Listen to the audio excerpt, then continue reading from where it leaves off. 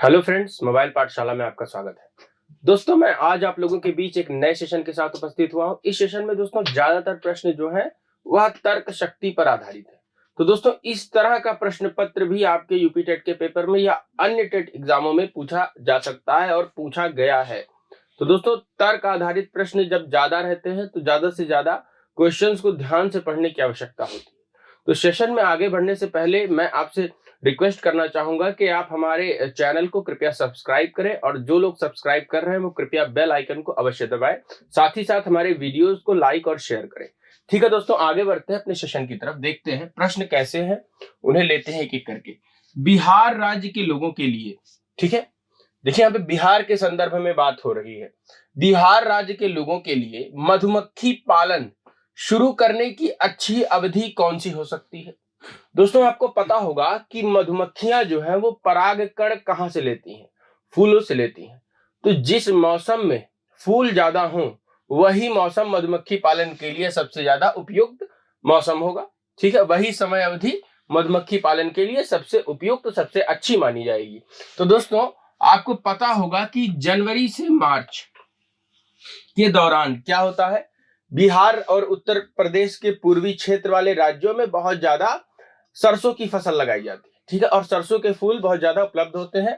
सरसों का शहद जो होता है दोस्तों, वह सफेद कलर का शहद होता है। ठीक है, सफेद कलर का शहद होता है, उसे दोस्तों कुछ लोग बटर हनी भी कहते हैं। जमा हुआ शहद होता है, बहुत ही अच्छा हाई क्वालिटी का शहद होता है। तो दोस्तों, सरसों की फसल जनवरी से मार्च में इसमें फूल आते हैं, तो इसीलिए जनवरी से मार्च इसका सही जवाब हो जाएगा। ठीक है, तो दोस्तों, बिहार राज्य के लोगों के लिए मधुमक्खी पालन शुरू करने की अच्छी अवधि कौन सी होती है? जनवरी से मार्च। चलिए आगे बढ़ते हैं अगले प्रश्न की तरफ। देखिए, खेजड़ी के वृक्ष के बारे में सही कथनों को चुनिए। ठीक है, सही कथन कौन कौन से? दोस्तों, खेजड़ी नाम का एक वृक्ष होता है, यह रेगिस्तानी क्षेत्र में पाया जाता है। तो यह वृक्ष मुख्यतः रेगिस्तानी क्षेत्र में पाया जाता है, बिल्कुल सही है, पहला सही है। इसे अधिक जल की आवश्यकता नहीं होती, यह भी सही है। ठीक है दोस्तों, यह छायादार वृक्ष है, बिल्कुल छायादार वृक्ष नहीं है। यह अपने तने में जल एकत्रित करता है, यह सही है। ठीक है, और लोग पतले पाइप से इस जल को पी सकते हैं। ठीक है, देखिए ऑप्शन नंबर ए, बी और डी, ठीक है, चौथा वाला ये सही हो जाएगा। चलिए आगे बढ़ते हैं। हाथियों के विषय में नीचे दिया गया कौन सा कथन सही है? तो एक एक करके कथनों को हम पढ़ेंगे और अवलोकन करेंगे कि वह सही है या नहीं है। हाथी अपना अत्याधिक भार होने के कारण बहुत आराम करना पसंद करते हैं। दोस्तों, क्या हाथी बहुत ज्यादा आराम करना पसंद करते हैं?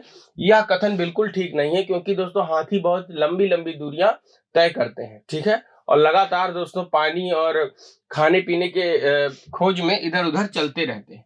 तो यह बिल्कुल गलत कथन है। चलिए आगे बढ़ते हैं। 3 महीने के हाथी के बच्चे का भार सामान्यतः, ठीक है, लगभग 2 क्विंटल होता है। इसको छोड़ते हैं, आगे बढ़ते हैं। वयस्क हाथी एक दिन में 2 क्विंटल से भी अधिक पत्ते और झाड़ियां खा सकता है। हाथी दिन में 8 से 10 घंटे। दोस्तों, 3 महीने के हाथी के बच्चे का वजन सामान्यतः से 2 क्विंटल यानी कि 200 किलो से ऊपर होता है। ठीक है, 200 किलो से ऊपर होता है, तो इसलिए यह कथन नहीं सही है। हाथी दिन में 8 से 10 घंटे नहीं सोता है। ठीक है, वयस्क हाथी एक दिन में 2 क्विंटल से भी अधिक पत्ते और झाड़ियां खा सकता है, यह ठीक है। ठीक है, 2 क्विंटल से अधिक पत्ते और झाड़ियां हाथी खाता है। हरप्रीत अपने शिक्षार्थियों को यह सुझाव देना चाहती है कि पर्यावरण संरक्षण के लिए किस प्रकार एक व्यक्ति सबसे अच्छे संभावित तरीके से अपना योगदान दे सकता है। उनका सबसे बेहतर सुझाव हो सकता है, ठीक है, आने जाने के लिए सार्वजनिक साधनों का प्रयोग करना, कार, स्कूटर आदि जैसे व्यक्तिगत वाहन न रखें, घर से बाहर अक्सर आने जाने से बचना, अपने व्यक्तिगत वाहन के इंजन की नियमित जांच।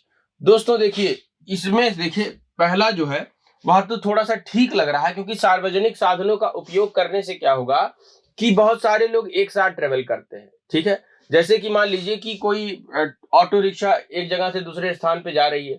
ठीक है, उसी की जगह पे एक सिंगल आदमी अगर एक कार लेकर के जा रहा है तो वह ज्यादा पॉल्यूशन में कंट्रीब्यूट कर रहा है, बजाय उसके जो सार्वजनिक साधनों का प्रयोग कर रहा है। ठीक है, तो पहला वाला इसमें सही हो जाएगा और यही इसका जवाब होगा।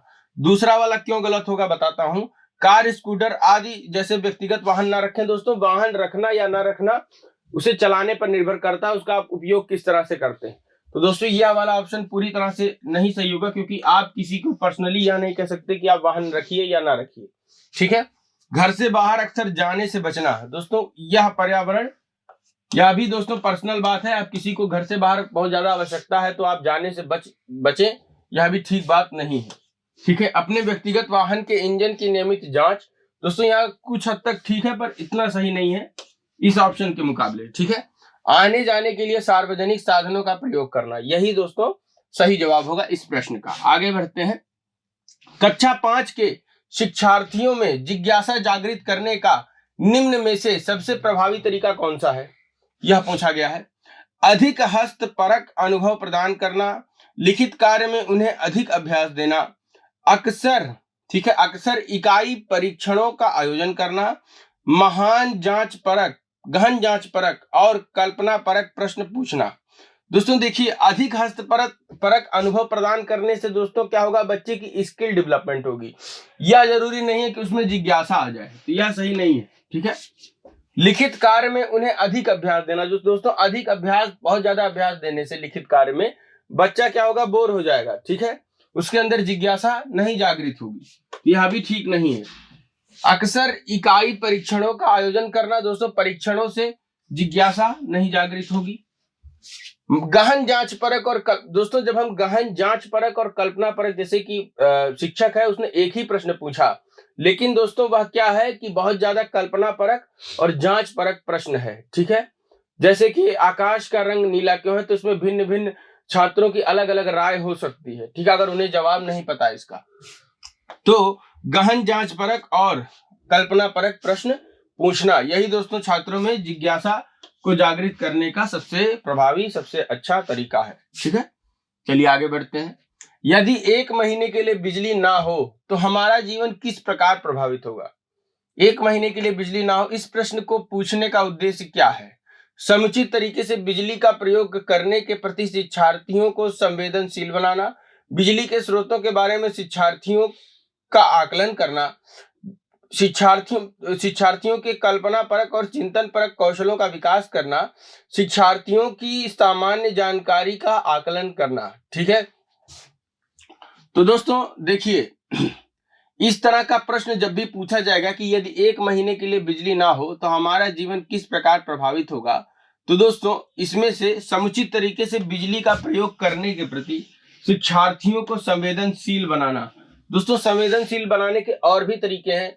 यह प्रश्न पूछने से भी बच्चे कुछ उनमें संवेदना तो आएगी, परंतु पूरी तरह से यह जवाब ठीक नहीं होगा। ठीक है। बिजली के स्रोतों के बारे में शिक्षार्थियों का आकलन करना।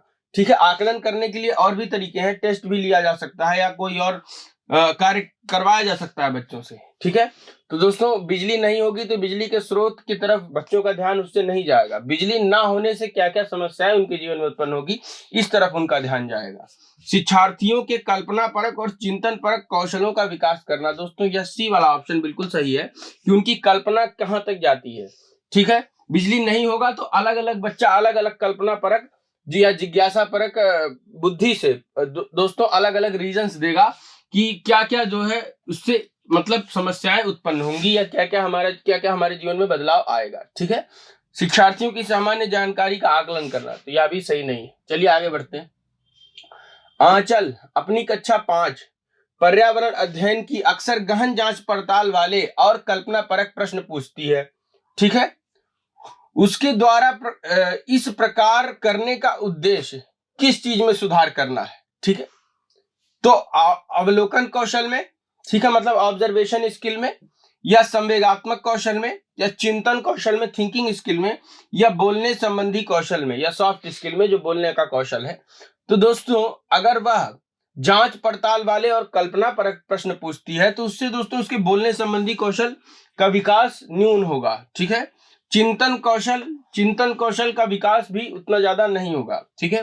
प्रश्न पूछने से अवलोकन कौशल, ऑब्जर्वेशन स्किल का विकास बहुत ज्यादा होगा, और यह दोस्तों अवलोकन कौशल बच्चों में इसका विकास होना बहुत जरूरी भी है। ठीक है। चलिए आगे बढ़ते हैं। खेल जो हम खेलते हैं, प्रकरण के शिक्षण में शिक्षार्थियों की अधिकतम भागीदारी के लिए, ठीक है, निम्न में से कौन सी शिक्षण युक्ति अधिक प्रभावी होगी? कौन सी शिक्षण युक्ति लगाए कि खेल जो हम खेलते हैं प्रकरण के शिक्षण में शिक्षार्थियों की अधिकतम भागीदारी हो, ठीक है। तो शिक्षार्थियों को खेल के मैदान में ले जाना और उन्हें अलग अलग दिनों में अलग अलग खेल दिखाना, विभिन्न खेलों के खेल कार्ड बनाना और उन्हें शिक्षार्थियों को दिखाना, शिक्षार्थियों को भीतर और बाहर खेले जाने वाले विभिन्न खेलों के नाम याद करने के लिए कहना। तो दोस्तों ये जो है ना, इससे तो बिल्कुल ही शिक्षार्थी इसमें पार्टिसिपेट पूरी तरह से पूरे मन से नहीं करेंगे, ठीक है। शिक्षार्थियों को टेलीविजन पर खेल संबंधी कार्यक्रमों को देखने और उस पर आधारित सामान्य परियोजना कार्य बनाने के लिए कहना। दोस्तों देखिए, जब हम शिक्षार्थियों को खेल के मैदान में ले जाएंगे तो पहले दिन तो उनमें बहुत ज्यादा एक्साइटमेंट होगी, लेकिन दोस्तों जब अलग अलग खेल दिखाने के लिए अलग अलग दिन लेके जाएंगे तो दोस्तों क्या होगा कि उनका जो एक तरह से इंटरेस्ट था वो धीरे धीरे खत्म हो जाएगा, ठीक है। इसलिए यह भी नहीं सही होगा। विभिन्न खेलों के खेल कार्ड बनाना और उन्हें शिक्षार्थियों को दिखाना या थोड़ा ठीक है, लेकिन दोस्तों इतना प्रभावी नहीं है। इसमें जो चौथा है वही सही है, ठीक है। शिक्षार्थियों को टेलीविजन पर उन्हें खुद से कार्य दिया जा रहा है कि आप टेलीविजन पर खेल संबंधी कार्यक्रमों को देखिए, तो इससे वह अवश्य देखेंगे और उस पर आधारित सामान्य परियोजना बनाने के लिए कार्य भी करेंगे, ठीक है। क्योंकि दोस्तों जो भी विजुअल डेटा हम देखते हैं, ठीक है, जो भी चित्रों के माध्यम से हम जानकारी एकत्रित करते हैं उसका प्रभाव अधिक होता है। तो दोस्तों जब टेलीविजन पर बच्चे खेल संबंधी कार्यक्रमों को देखेंगे तो उनमें अवश्य ही, ठीक है, ज्ञान का विकास होगा, ठीक है। आगे बढ़ते हैं। कोई डॉक्टर एक मरीज को खाने के लिए कुछ दवाइयां लिखता है, ठीक है, और साथ ही गुड़, आंवला और हरी पत्तेदार सब्जियां जरूर खाने का सुझाव देता है, ठीक। यह मरीज किस रोग से पीड़ित होना चाहिए? बुखार, मियादी बुखार, मलेरिया या अनीमिया? दोस्तों जब खून की कमी हो जाती है यानी कि अनीमिया हो जाता है तो डॉक्टर क्या करता है? आयरन की गोलियां देता है और साथ ही साथ आयरन रिच, ठीक है, जिनमें आयरन की अधिकता हो ऐसे पदार्थ, खाद्य पदार्थ हमें खाने की सलाह देता है। गुड़, आंवला और हरी पत्तियां दोस्तों इसमें आयरन की मात्रा बहुत ही ज्यादा होती है, ठीक है। तो ब्लड हेमोग्लोबिन को बढ़ाने का कार्य ये सारे करते हैं। लाल रक्त कणिकाओं को भी बढ़ाते हैं खून में, जिससे अनीमिया की बीमारी दूर होती है। तो दोस्तों डी वाला ऑप्शन इसमें ठीक है। चलिए आगे बढ़ते हैं 10वें प्रश्न की तरफ। कुछ पक्षी हमारी तुलना में 4 गुनी अधिक दूरी तक देख सकते हैं। ये पक्षी हैं दोस्तों। देखिए जो सबसे ऊंचे उड़ने वाले पक्षी होंगे वही अधिक दूरी तक देख सकते हैं, क्योंकि दोस्तों ऊंचाई पर जा करके वो नीचे जमीन पर जो अपना खाना होता है उस खाने को दोस्तों खोजने का कार्य करते हैं, ठीक है। और जहां पे दोस्तों उन्हें खाना दिखता है वहां पे वो उतर जाते हैं। तो ऐसे पक्षी कौन कौन से हैं? बहुत ऊंचाई तक दोस्तों कौवा कभी कभी उड़ता है, चील भी उड़ती है, लेकिन दोस्तों बुलबुल नहीं उड़ती। बाज, कबूतर, तोता, चील, बाज और गिद्ध, फाख्ता, कौवा और मोर। दोस्तों देखने की शक्ति जो शिकारी पक्षी हैं उनमें सबसे अधिक होती है, ठीक है। तो चील, बाज और गिद्ध। देखिए दोस्तों गिद्ध को बहुत ऊंचाई पे उड़ने की आवश्यकता होती है, क्योंकि नीचे एक बड़े से एरिया में कहाँ पे दोस्तों मृत जीव है उसे खोजने के लिए यह अति आवश्यक होती है, ठीक है। देखने की तीव्र शक्ति बाज में भी यह आवश्यक होती है, क्योंकि इसे तमाम पक्षियों का शिकार करना होता है, और चील को भी दोस्तों शिकार करना होता है या कहीं पर अपना भोजन खोजना होता है, इसलिए काफी ऊंचाई पर उड़ते हैं और मनुष्यों से 4 गुनी अधिक दूरी तक देख सकते हैं। तो चलिए दोस्तों 11वें प्रश्न को पढ़ते हैं। भारत के मानचित्र में दिल्ली की स्थिति के सापेक्ष हिमाचल प्रदेश की राजधानी शिमला, यहाँ पे शिमाल की जगह शिमला कर दीजिए, और मध्य प्रदेश की राजधानी भोपाल क्रमशः स्थित है दिल्ली के। तो दिल्ली की कौन सी दिशा में दोस्तों पूछ रहा है? शिमला और मध्य प्रदेश की राजधानी भोपाल स्थित है। तो दोस्तों देखिए भारत का मानचित्र है कुछ ऐसा, आधा ही बना रहा हूं, इधर दिल्ली है, ठीक है, और उसके जस्ट नीचे दोस्तों क्या है? भोपाल है, और उसके जस्ट ऊपर दोस्तों हिमाचल प्रदेश की राजधानी शिमला है, ठीक है। तो दोस्तों हिमाचल प्रदेश की राजधानी शिमला उत्तर में है और भोपाल दक्षिण में है दिल्ली के सापेक्ष। तो दोस्तों इसका सही जवाब हो जाएगा उत्तर और दक्षिण में, ठीक है। तो 11वें प्रश्न का सही जवाब होगा उत्तर और दक्षिण में। उत्तर पूर्व, उत्तर पश्चिम, ये सारी चीजें गलत हो जाएंगी। पहला ऑप्शन भी गलत, दूसरा भी गलत और चौथा भी गलत। चलिए आगे बढ़ते हैं। ईवीएस संक्षेपण अर्थ में प्रयुक्त होता है, मतलब कि ईवीएस का दोस्तों फुल फॉर्म पूछ रहा है आपसे, एक तरह से कह रहा है कि ईवीएस जो टर्म है यह किस चीज का संक्षेपण है, ठीक है। तो एनवायरमेंटल स्किल्स का या एनवायरमेंटल साइंस का, एनवायरमेंटल सोर्सेज का या एनवायरमेंटल स्टडीज का। तो दोस्तों इसका सही जवाब हो जाएगा option number D, environmental studies. बहुत ही आसान प्रश्न है, लेकिन दोस्तों इसको ध्यान से ना पढ़े तो फंस सकते हैं ऐसे प्रश्न में भी। निम्नलिखित में से कौन सा प्राथमिक स्तर पर पर्यावरण अध्ययन के शिक्षण का उद्देश्य नहीं है? ठीक है, कक्षा कक्ष में होने वाले अधिगम को विद्यालय के बाहर की दुनिया के साथ जोड़ना, शिक्षक कक्षा कक्ष में कड़े अनुशासन को सुनिश्चित करे। ठीक है, पर्यावरण अध्ययन का अधिगम नहीं है। बच्चों को प्रश्न पूछने के लिए अवश्य अभिप्रेरित करना चाहिए। बच्चों को अपने निकटतम परिवेश से परिचय प्राप्त करने के लिए अवश्य अभिप्रेरित करना चाहिए। दोस्तों पहला ठीक है, ठीक है, सी वाला भी ठीक है, डी वाला भी ठीक है। बच्चों को प्रश्न पूछने के लिए अभिप्रेरित करता है दोस्तों पर्यावरण अध्ययन, बच्चों को अपने निकटतम परिवेश से परिचित कराता है, कक्षा कक्ष में होने वाले अधिगम को दोस्तों बाहर की दुनिया के साथ जोड़ता है। लेकिन दोस्तों ऑप्शन नंबर बी नहीं सही है। ठीक है, बी नहीं सही है, तो यही इस प्रश्न का सही जवाब हो जाएगा, बाकी सारे गलत हो जाएंगे। ठीक है, आगे बढ़ते हैं। कांसा या ब्रांज दो धातुओं का मिश्रण है, ये दो धातुएं हैं। तो दोस्तों याद करने वाली चीज है ये कि तांबा और जस्ता यानी तांबा और जिंक, ये दोनों मिला करके क्या तैयार होता है? कांसा तैयार होता है। ठीक है, ब्रॉन्ज नामक धातु तैयार होती है। निम्नलिखित समूहों में से, अच्छा ऐसा प्रश्न भी पूछा जा सकता है कि उत्तर प्रदेश में पीतल नगरी कौन सी है? ठीक है, पीतल नगरी दोस्तों कौन सी है? मुरादाबाद। ठीक है, मुरादाबाद। ये प्रश्न यूपी टेट में पूछा जा सकता है। चलिए आगे बढ़ते हैं अगले प्रश्न की तरफ। निम्नलिखित समूहों में से उस समूह को चुनिए जिसमें खाना पकाने के तरीके दिए गए हैं। ठीक है, खाना पक जाना चाहिए, ऐसे तरीके दोस्तों ऐसा ऑप्शन चूज करना है जिसमें खाना पकाने का तरीका दिया हो, खाना पकाने का तरीका दिया हो। ठीक है, ध्यान दीजिएगा, खाना पकाना है यहाँ पे। तो दोस्तों उबालने से खाना तो पकता ही है, गूंथने से क्या दोस्तों कोई चीज हम गूंथ देंगे तो वो पक जाएगी? नहीं पकेगी। ठीक है, भूनने से भले ही पक जाएगी, तो ये ऑप्शन गलत हो जाएगा। दोस्तों सेक कर तो खाना पकाया जा सकता है, सेक के रोटी पकाई जा सकती है, या दोस्तों आटे को हम बेले ना फिर भी सेक लेना तो भी पक जाएगा वो। उबाल कर भी पकाया जा सकता है, लेकिन सिर्फ बेल कर नहीं पकाया जा सकता, तो यह ठीक नहीं है, बी ऑप्शन भी गलत। दोस्तों तलकर तो पकाया जा सकता है, सिर्फ भिगो कर नहीं पकाया जा सकता, तो यह भी नहीं सही होगा। ऑप्शन नंबर डी दोस्तों, किसी भी चीज को सेक कर हम पका सकते हैं, तलकर पका सकते हैं या भून कर पका सकते हैं। अगर वो चीज हमें पकानी है तो आग का प्रयोग, हीट का प्रयोग अवश्य ही करना पड़ेगा। चलिए, माउंट एवरेस्ट के बारे में सही कथन चुनिए। यह जम्मू और कश्मीर का भाग है, और इसकी दोस्तों जम्मू और कश्मीर का भाग माउंट एवरेस्ट नहीं है, यह नेपाल का भाग है और इसकी चोटी की ऊंचाई 7900 मीटर है। दोस्तों माउंट एवरेस्ट नेपाल का ही भाग है, यह बिल्कुल सही कथन है, और नीचे वाला भी सही है। तो दोस्तों ऑप्शन नंबर बी इसका सही जवाब हो जाएगा। और नेपाल में माउंट एवरेस्ट को किस नाम से जाना जाता है? हमारे सेशंस में बार बार बताया गया है दोस्तों, सागर माथा नाम से माउंट एवरेस्ट को जाना जाता है। ठीक है, यह भारत का भाग है और इसकी चोटी की ऊंचाई, यह भी नहीं ठीक है, भारत का भाग नहीं है, यह तिब्बत का भाग भी नहीं है। ठीक है, चलिए आगे बढ़ते। रेगिस्तानी ओक एक पेड़ का नाम है जिसकी उस गहराई तक जमीन में भीतर जाता है जब तक कि, जो कि उस गहराई तक जमीन में भीतर जाता है जब तक कि पानी तक ना पहुंच जाए। मतलब इसकी जड़ काफी बड़ी होती है। इस पेड़ की जड़ों की गहराई इस पेड़ की ऊंचाई की लगभग 30 गुना होती है। यह पेड़ कहाँ पाया जाता है? ओक का पेड़। तो दोस्तों ओक का पेड़ ऑस्ट्रेलिया में पाया जाता है। ठीक है, ऑस्ट्रेलिया में पाया जाता है।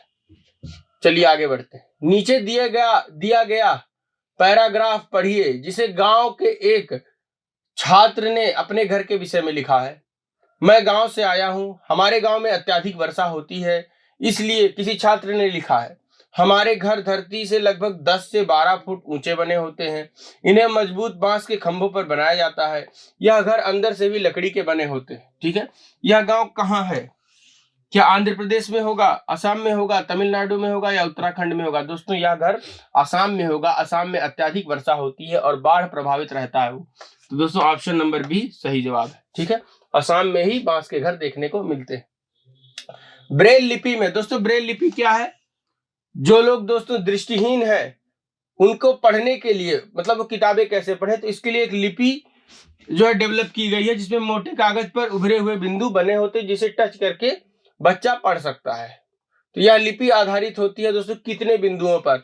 तो आधुनिक ब्रेल लिपि में दोस्तों कितने बिंदु होते हैं? 8 बिंदु होते हैं। ठीक है, तो यह लिपि 8 बिंदुओं पर आधारित होती है आधुनिक ब्रेल लिपि में। ठीक है, निम्नलिखित पक्षियों में से कौन काफी हद तक अपनी गर्दन को पीछे घुमा सकता है? दोस्तों उल्लू जो है वो अपनी गर्दन को काफी हद तक पीछे घुमा सकता है। ठीक है, यही इसका सही जवाब हो जाएगा, क्योंकि दोस्तों दिन के समय यह निष्क्रिय होता है, इसीलिए इसे हमेशा चौकन्ना रहना पड़ता है। और यह आकार में भी दोस्तों बहुत बड़ा नहीं होता, हालांकि यह शिकारी पक्षी है। तो दोस्तों इसको इधर उधर देखने के लिए बहुत ज्यादा अपनी आंखों पर निर्भर रहना पड़ता है, अपनी दृष्टि पर निर्भर रहना पड़ता है, इसीलिए दोस्तों ये अपने गर्दन को बहुत काफी हद तक पीछे घुमाने में सक्षम होता है।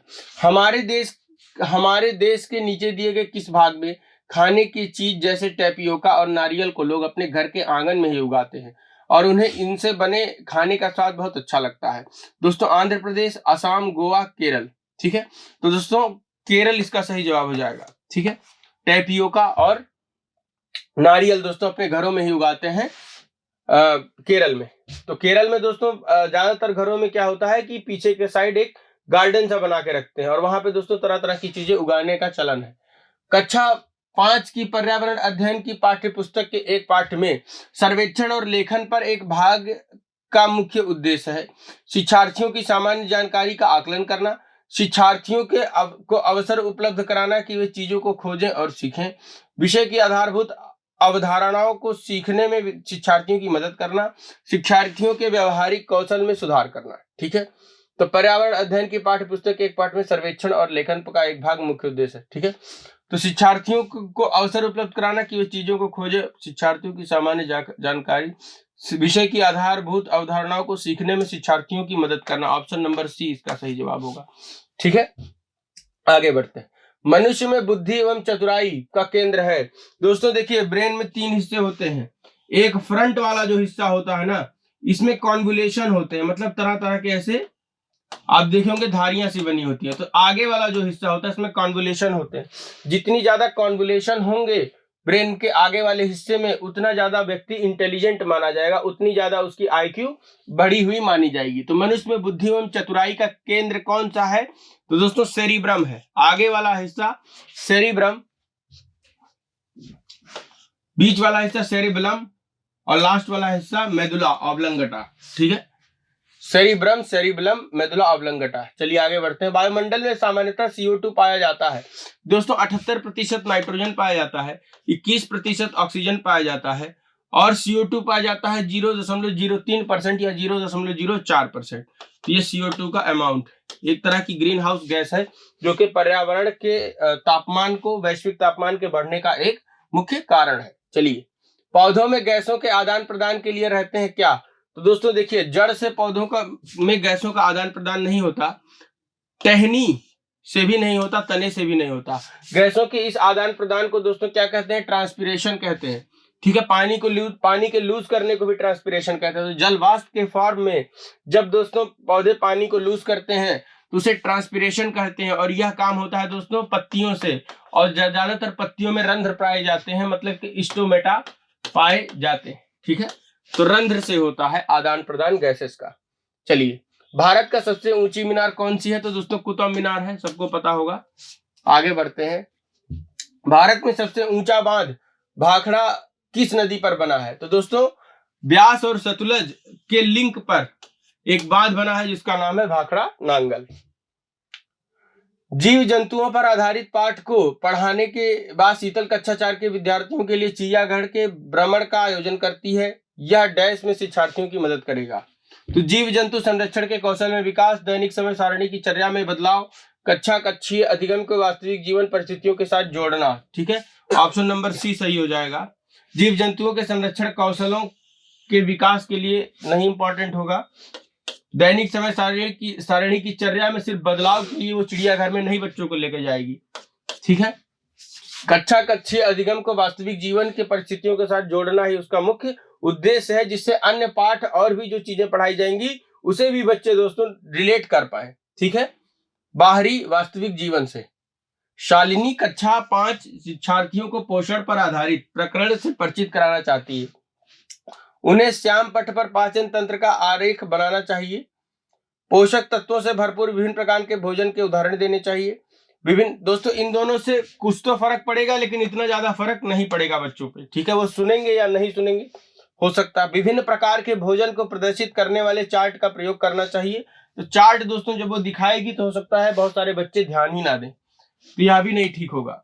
शिक्षार्थियों से कहलाना चाहिए कि वे अपने अपने टिफिन बॉक्स खोलें, उसके तत्वों का अवलोकन करें और उसके बाद उन्हें व्याख्या करनी चाहिए। तो दोस्तों यह सही जवाब है, ठीक है। तो जब सारे बच्चों को एक कार्य दिया जाएगा कि वे अपने अपने टिफिन बॉक्स खोलेंगे, तो सारे बच्चे दोस्तों क्या हो जाएंगे, एक तरह से इन्वॉल्व हो जाएंगे शालिनी के साथ, जो कि शिक्षिका है। चलिए आगे बढ़ते हैं। कक्षा 3 के शिक्षार्थियों को हमारे दोस्त पक्षी प्रकरण पढ़ाते समय नलिनी नीचे दी गई पद्धति का प्रयोग करती है, ठीक है। हमारे दोस्त पक्षी प्रकरण, यह एक पाठ का नाम है, हमारे दोस्त पक्षी। पक्षियों पर आधारित वृत्त चित्र दिखाना, ठीक है। पहले वृत्त चित्र दिखाती है, उसके बाद दोस्तों विभिन्न पक्षियों की तस्वीरों वाले चार्ट का प्रयोग करती है और संक्षेप में उनका वर्णन करती है। उसके बाद अंत में क्या करती है कि शिक्षार्थियों को नजदीक के पार्क में ले जाना और उनसे पक्षियों को ध्यान से देखने के लिए कहना। नलिनी किस प्रयोजन के लिए सीखने के विभिन्न उपगामों का प्रयोग कर रही है, उसका प्रयोजन क्या है? अपनी पाठ योजना का पालन करना, बहुबुद्धि वाले शिक्षार्थियों की विभिन्न आवश्यकताओं को पूरा करना, दूसरे शिक्षकों और अभिभावकों, दोस्तों यह तो बिल्कुल नहीं सही होगा कि दूसरे शिक्षकों और अभिभावकों को प्रभावित करने के लिए वो कार्य कर रही है, तो यह तो हास्यास्पद है और बिल्कुल ठीक नहीं है। शिक्षार्थियों में तर्क शक्ति का विकास करना, तो दोस्तों इसमें सबसे अच्छा जो जवाब होगा वो ऑप्शन नंबर 1 होगा, ठीक है। वह अपनी पाठ योजना का ही पालन कर रही है। मैं आप लोगों के बीच लाता रहूंगा, ठीक है दोस्तों। तो आज के लिए इतना ही। Please like share and subscribe our channel.